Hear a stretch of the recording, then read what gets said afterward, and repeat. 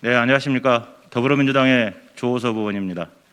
오늘 기자회견은 도시철도법 개정안을 발의한 의원님들께서 개정안의 내용은 조금씩 차이가 좀 있지만 도시철도 재정난 극복을 위해서 공익서비스 손실 비용을 국가가 지원해야 된다는 공동의 목표를 가지고 있어서 이걸 촉구하는 기자회견을 공동으로 가지게 되었습니다. 여기에 참석하신 의원님들 지금 4분이시고요.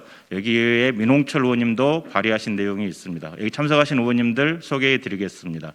우리 국민의힘의 국토교통위원회 간사를 맡고 계시는 이헌승 의원님이십니다. 네, 안녕하세요. 예.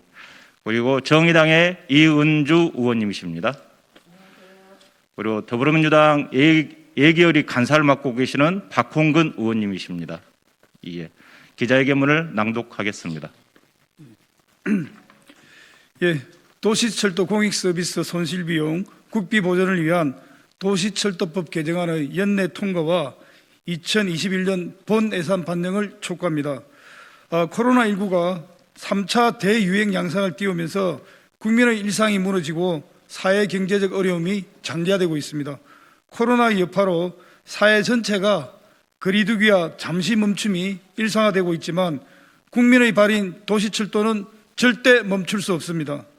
승객 감소로 적자가 눈덩이처럼 불어났음에도 서울, 인천, 부산, 대구, 광주, 대전 등 전국의 도시철도는 국민의 이동수단으로서 역할을 충실히 해내야 하기 때문입니다.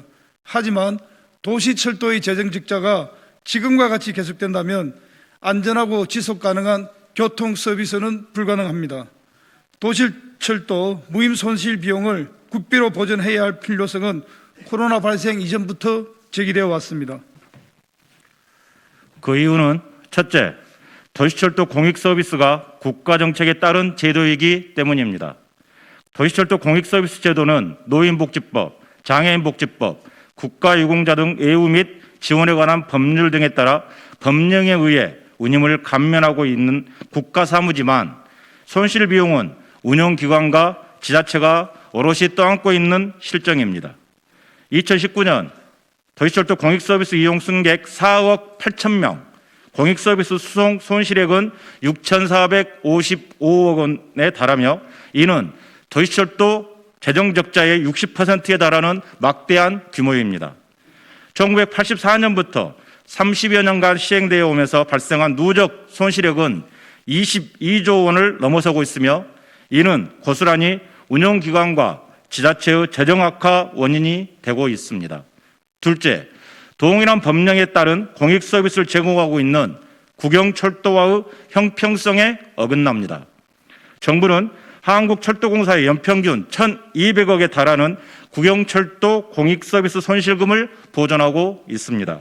하지만 도시철도는 단 한 차례도 지원을 못 받으며 만성적인 재정난에 시달리면서도 코로나19에 대응하기 위한 방역체계 구축 등 추가 재정 지출을 감내하고 있는 실정입니다. 끝으로 도시철도의 재정난은 곧 국민의 생명과 안전을 위협할 수 있습니다.